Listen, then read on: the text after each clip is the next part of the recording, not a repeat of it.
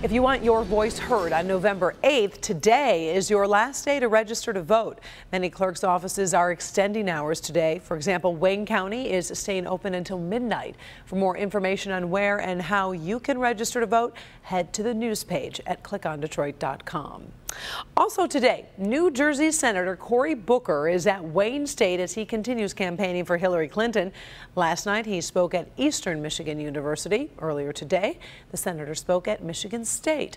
And within the next half hour, he'll be talking and taking the stage at Wayne State. Senator Booker will also hold a meet and greet for young professionals later tonight in Detroit. On the Republican side of things, Donald Trump is campaigning in Florida this week, starting with a rally in Panama City tonight. In the meantime, Vice Presidential candidate Mike Pence will be campaigning in Iowa. Now, no matter your political beliefs, there is one thing parents can agree on. We will be inundated with election coverage during the next few weeks. Chances are your child has begun to notice the campaign signs, those bumper stickers, and conversations about politics. Increased campaign coverage may also bring some interesting questions from your child. Paula Tutman is live in Detroit working on that story. So Paula, what are parents telling their children? And I also have to wonder, what are kids asking their parents?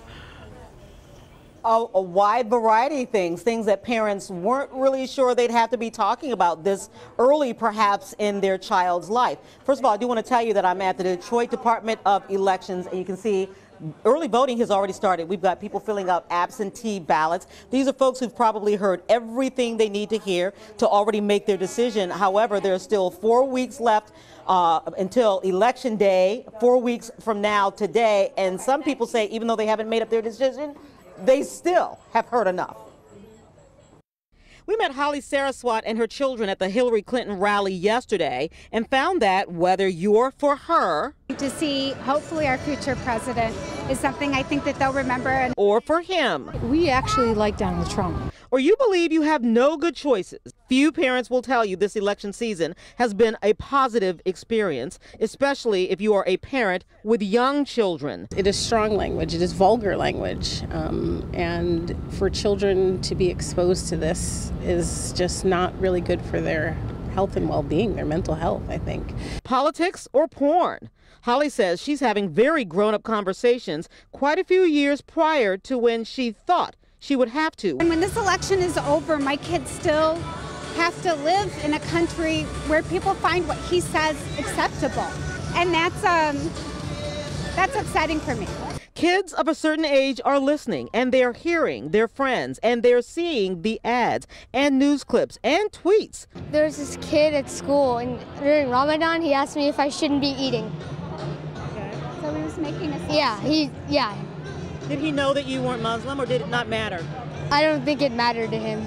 They are aware of the slams and the slurs, as well as the very adult nature this campaign has morphed into. It's very intense.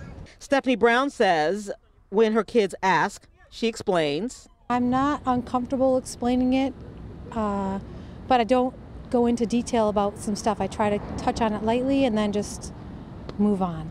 Maisha Ostagrin and her husband Jason say there is a general discomfort in the content. We try to teach them that the office of the presidency carries dignity. With our current president, we wouldn't see something along this lines. We've talked a lot about our current president and how he represents us to the world, and you have a higher idea, but with this level of discourse, it's not there.